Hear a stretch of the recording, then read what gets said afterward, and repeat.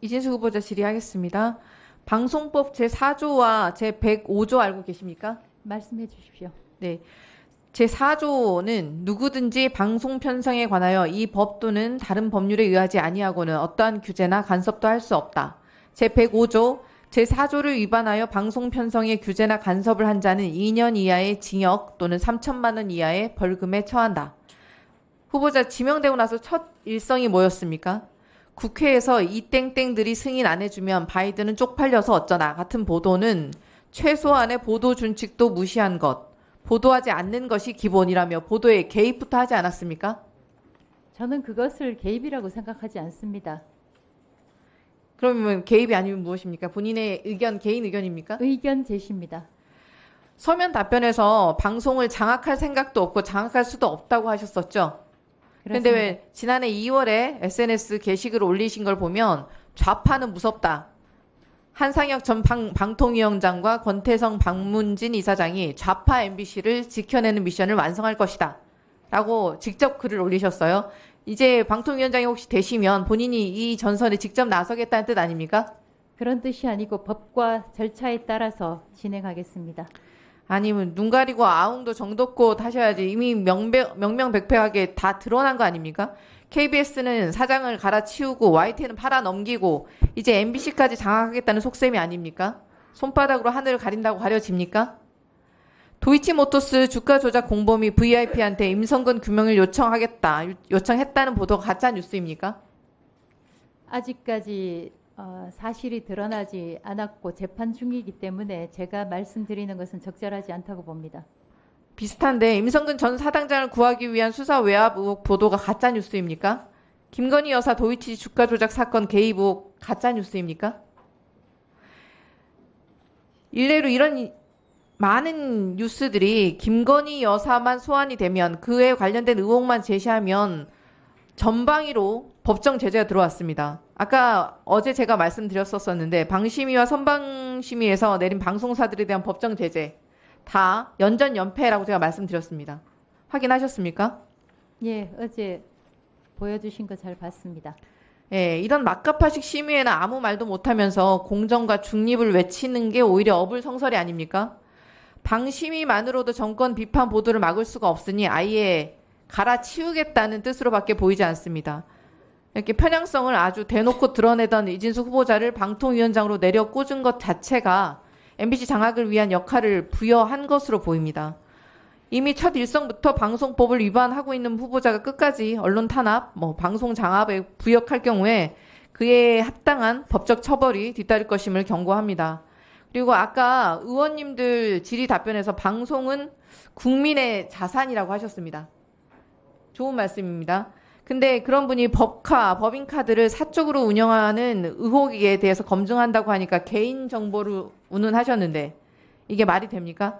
갈 때보다 가벼운 내로남불 후보자가 법인카드 의혹 계속해서 질의해 나가겠습니다. 아직도 법인카드 증빙 내역이 전혀 없습니다. 그리고 계속해서 말이 바뀌고 있습니다.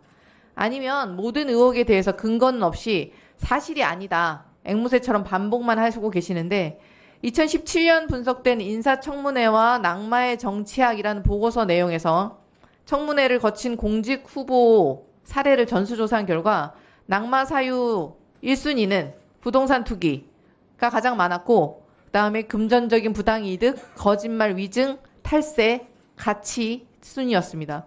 후보자는 이 중에서 법인카드에 해당하는 금전적 부당이득, 거짓말 위증 또는 극우적 가치 이 논란 모두 3관왕입니다. 3관왕.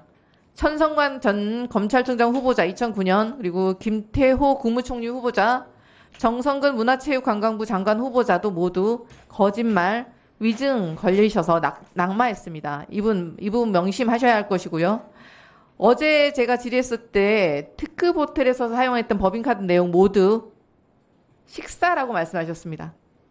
거의 대부분 식사라고 이야기했습니다. 일부 회식을 제외하고는. 네, 그러니까 숙박은 아니다라고 말씀하셨어요. 다 식사다. 호텔 식당가가 아무리 늦게까지 영업을 하더라도 오후 10시에서 한 10시 반 정도면 끝나지 않을까요? 근데 2013년도 3월 밤 11시 서초구 특급 호텔에서 150만 원, 같은 달 다른 호텔에서 또 23시 밤 11시 56분에 5만 원. 그리고 24년 12월에도 밤 11시 여의도 특급 호텔에서 117만 원. 같은 달에도 밤 11시 48분에 역삼동 특급 호텔에서 24만 원. 심야에 밤 12시 근방에 긁은 내용도 수두룩합니다. 호텔에서 심야에 식사를 할 수 있습니까? 식사와 함께 아마 식음료점이 있는 걸로 알고 있습니다. 술을 드셨다는 얘기인가요? 제가 정확하게 그 거래 내역을 봐야 되겠습니다. 네네. 확인해서 자료 제출해 주시고요. 심야에 식사한 것 아닌지, 그리고 뭐 혹시 뭐 와인바 같은 것이 아니었는지 객관적인 자료로 오늘까지 증빙하지 못한다면 모두 업무상 배임죄임을 명심하십시오. 집 근처에서 아까 다른 의원님들 수차례 말씀하셨지만 12,000원짜리 점심을 여러 번 쓰셨습니다. 수행 비서가 썼다고 해도 불법이고, 뭐 수행 비서, 수행 운전 아니면 법인카드를 가족에게 누군가에게 맡겨서 쓰게 하는 것도 불법입니다. PPT 보이시죠? 네. 만약 그때 출퇴근 기록 증빙할 수 있는 내역 제출해 주시고요. 도로공사에 문의해서라도 관용 차량 아마 운영 확인하실 수 있을 거라고 생각합니다. 당당하시면 예, 자료 제출해 주시면 되고요. 그리고 전에 이 건들 관련해서 저희가 질의할 때 뭐 마녀 사냥이다, 중상 모략이다 이렇게 하셨던 부분들 예, 나중에 다 이게 사실로 밝혀지면 사과하셔야 될 것 같고, 그리고 증빙하실 수 없으시면 고발 조치해서 수사 받아야 될 대상입니다. 끝까지 국민들께서 후보자가 부적격하신지 아닌지 다 보시고 판단하실 것이라고 생각합니다. 네, 참고인 질의하겠습니다. 원순석 5.18 기념재단 이사장님, 예, 앞으로 나와주십시오. 어제 혹시 제가 질의했던 내용 보셨는지 모르겠습니다. 청문회장에서. 제가 못 봤습니다. 네. 어제 제가 이진숙 후보자께 드린 질문이 5.18 광주 민주화 운동을 폭도들의 선전이라고 주장하는 글에 좋아요를 누르셨습니다. 후보자께서. 네. 네. 희생 영령들을 모욕하는 글에도 공감하는 좋아요를 누르셨고, 그래서 유가족들께서 혹시 이 부분에 대해서 어떻게 생각하시는지 궁금했습니다. 그러니까 5.18 광주 민주화 운동 폄훼 글에 좋아요를 누른 분이 방송통신위원회 위원장의 후보자가 되셨습니다. 그 맥락은 무엇이냐라고 제가 물었더니 후보자는 좋아요 연좌제 있는지 모른다. 앞으로는 손가락 운동에 신경을 쓰겠다라고 말씀을 하셨어요. 이 부분에 대해서 어떻게 생각하십니까? 계속해서 그 5.18 강조 민주화 운동을 왜곡하고 폄훼하는 그 수구 세력이 계속 나오고 있습니다. 여기에 대해서 우리 강주 공법단체나 5.18 기념재단은 끊임없는 그 추궁과 그리고 계속 해오는 폄훼에 의해서 저희들은 분노하고 있습니다. 5.18 강주 민주화 운동은 1979년 12월 12일과 1980년 5월 18일을 전후해서 신군부의 결정으로 반헌정 범죄 집단과 반도덕적, 반인륜적 집단에 대한 시민들의 자발적인 민주화 운동을 일으킨 것입니다. 네, 맞습니다. 정말 부끄러움을 모르는 후보라고 생각하고 있습니다. 광주 민주화 운동이냐 사태냐 묻자 답변하지 않겠다. 북한군 개입이 가짜 뉴스냐 아니냐 물어도 답하지 않겠다. 이렇게 말씀하셨습니다. 북한군의 개입설 퍼뜨렸던 지만원 씨 지금 어떻게 되셨죠? 지금 현재 감옥에서 지금 2년을 받고 지금 복역 중입니다. 네. 극우 세력의 5.18 광주와 민주화 운동에 대한 혐오 조장이 정말 심각합니다. 네. 5.18 광주 민주화 운동 3단체와 기념재단이 지난 8일에 이진숙 후보자에 대한 성명서를 내고 지명 철회를 촉구했습니다. 지명 철회해야 한다고 아직 생각하십니까? 네, 그렇습니다. 후보자가 5.18 광주 민주화 운동 희생 영령들과 국민 앞에 사과해야 한다고 생각하는데 동의하십니까? 네, 동의합니다. 네. 제가 좀 이야기를 해도 될까요? 네, 말씀하시죠. 윤석열 대통령도 5.18 강주 민주화 운동에 대해서 헌법전문에 수록을 해야 한다고 말씀했고, 또 엊그제까지 대표였던 한동훈 대표도, 엊그제 비대위원장이었던 한동훈 대표도 5.18 강주 민주화 운동이 헌법전문에 수록하는 것이 필요하다고 이야기를 했습니다.